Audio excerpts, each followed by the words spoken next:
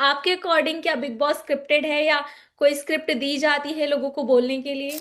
ऐसी लागी लगन, मीरा हो गई मगन, वो तो गली गली हरी गुन गाने लगी। और हमारे साथ तो जसलीन आई थी, मेरी स्टूडेंट, वो भी हम्म, बड़ी अच्छी है। तो उसका भी सबसे बड़ा प्यारा संबंध रहा। तो हमने तो बहुत 1.5 महीना बहुत आनंद किया। तो होता चला गया जो होता चला गया, बस हम्म, हम भी उसमें मजा लेते गए। मोदी जी से मेरी 2 अक्टूबर को मुलाकात हुई। तो मैंने उनको बताया कि मैं 500 सिंगर तैयार कर रहा हूँ जो भजन गाएंगे सारे संसार में। तो हम लोग पंजाबी हैं, तो हम पंजाब केसरी के लिए आज जो इंटरव्यू दे रहे हैं, हमको बड़ी खुशी हो रही है।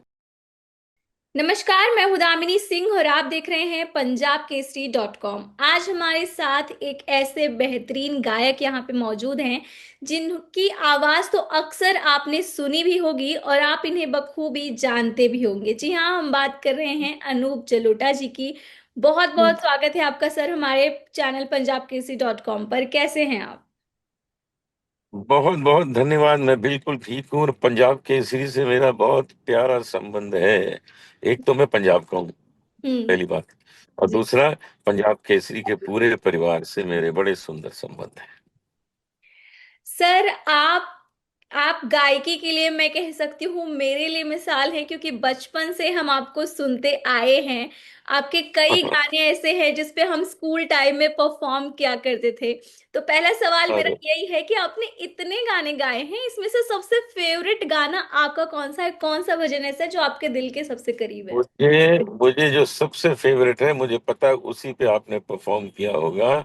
और वो है, ऐसी लागी लगन, मीरा हो गई मगन, वो तो गली गली हरी गुन गाने लगी। महलों में पली बन के जोगन चली, मीरा रानी दीवानी कहाने लगी। ऐसी लागी लगन, मीरा हो गई मगन। सर, ये गाने ऐसे हैं ना कि अगर हम 15-20 मिनट भी ऐसे कंटिन्यू सुनते रहे तो बहुत ऐसे दिमाग को शांति मिलती है। हाँ हाँ हाँ हाँ हाँ, बिल्कुल बिल्कुल बिल्कुल सही है। सर, जानना चाहूंगी कि गायकी की शुरुआत आपने कैसे की और आपके दिमाग में ये कैसे आया कि आप एक दिन इतने बेहतरीन सिंगर बन जाएंगे?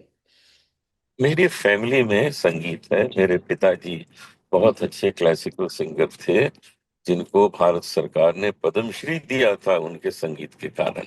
और हम्म, वो मुझे भी पद्मश्री मिला। तो हम पिता पुत्र दोनों हैं। और हम्म, पंजाब में ही पिताजी रहते थे, फगवाड़ा में। हम्म। उसके बाद लखनऊ आए, लखनऊ में हम लोगों का जन्म हुआ। तो हम लोग पंजाबी हैं, तो हम पंजाब केसरी के लिए आज जो इंटरव्यू दे रहे हैं, हमको बड़ी खुशी हो रही है, बहुत खुशी हो रही है। जी सर, इस पूरी जर्नी में एक चीज मैं आपसे जानना चाहूंगी, क्योंकि आपका एक्सपीरियंस काफी लंबा रहा है। कोई एक ऐसी चीज जो आपको सबसे बेस्ट लगी हो कि आपके पूरे करियर में ये चीज आपके लिए सबसे बेस्ट थी? देखिए, बस तो आज है कि आज इस पंजाब केसरी में मेरा इंटरव्यू हो रहा है। मैंने बहुत इंटरव्यू दिए हैं, लेकिन हमारा पंजाब केसरी इतना सुंदर है। इनका न्यूज़पेपर भी बड़ा सुंदर है। फ्रंट पेज से ही कलर शुरू हो जाता है। ये बहुत सुंदर है। और ये तो मुझे खुशी है कि हमारे पंजाब का पंजाब केसरी हमको आज इंटरव्यू कर रहा है। Thank you so much sir. Sir, एक सवाल मैं बिग बॉस से रिलेटेड पूछना चाहूंगी कि बिग बॉस जो एक शो है, इसको लेकर लोगों के मन में काफी डाउट रहता है, क्योंकि अक्सर जब सीजन की शुरुआत होती है तो उसके बाद कुछ इंसिडेंट्स ऐसे होते हैं कि लोगों को लगता है कि ये एक स्क्रिप्टेड शो है। तो आप भी इसका एक हिस्सा रह चुके हैं। आपके अकॉर्डिंग क्या बिग बॉस स्क्रिप्टेड है या कोई स्क्रिप्ट दी जाती है लोगों को बोलने के लिए? देखिए, ऐसा है कि वहां पर अपने आप ही लड़ाई झगड़े हो जाते हैं।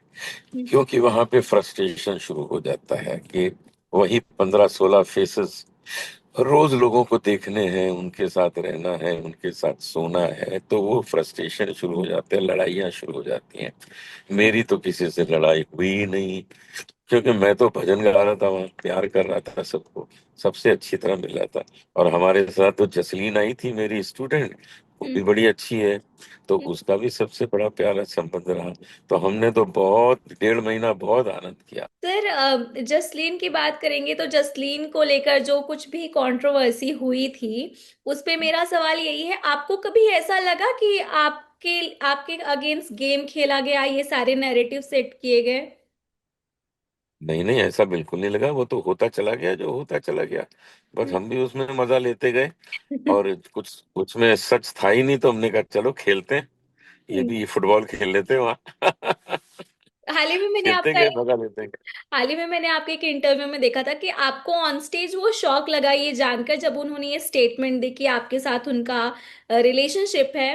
तो आपको एक पॉइंट पे ऐसा नहीं लगा कि आपको वहां पे अपने लिए स्टैंड लेना चाहिए, बोलना चाहिए कि ये झूठ बोल रही है? अरे क्या स्टैंड लेना, मैंने कहा चलो अभी खेलते हैं, फिर जब वापस आएंगे बिग बॉस से तो लोगों को बता देंगे सच्चाई क्या है। तो हमने तो खूब मजा किया वहाँ, खूब मजा किया। तो इसका कोई असर आपके करियर पे नहीं पड़ा? जो आपकी इतनी अच्छी इमेज है बाहर, जैसा मैंने आपको कहा कि हम आपको बचपन से सुनते आ रहे हैं, तो वैसा कुछ आपको डिफरेंस नहीं नजर आया बाहर? अरे मेरी अगर इमेज खराब हुई होती तो पंजाब केसरी मेरा कभी इंटरव्यू लेता। नहीं सर। एक सवाल ये है कि लाइफ में ऐसी बहुत सारी चीजें होती हैं जो हमें लगता है कि हम पास्ट में जाकर चेंज कर सकते हैं। आपकी पूरी जर्नी या आपकी पूरी लाइफ में कोई एक ऐसा मोमेंट जो आप पास्ट में जाके चेंज करना चाहो?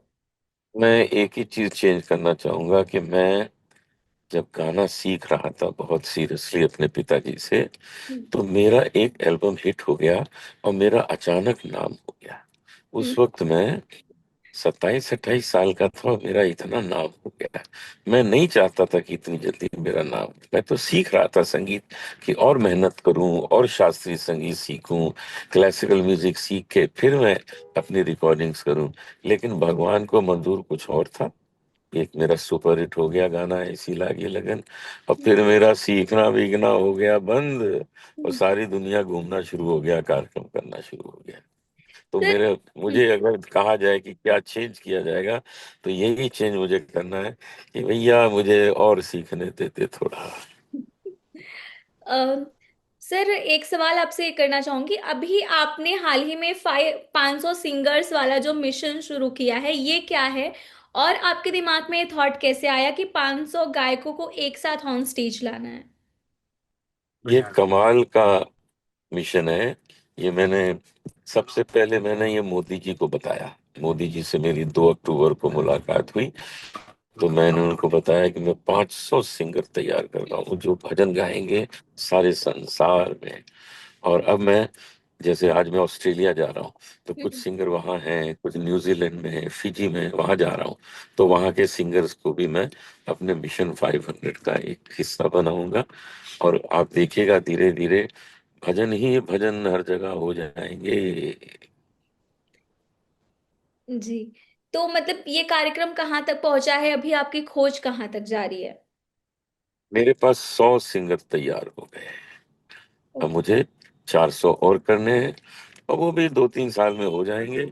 अब फिर मैं देखिए धमाका करूंगा, धमाका। बिल्कुल सर, उसी का इंतजार है।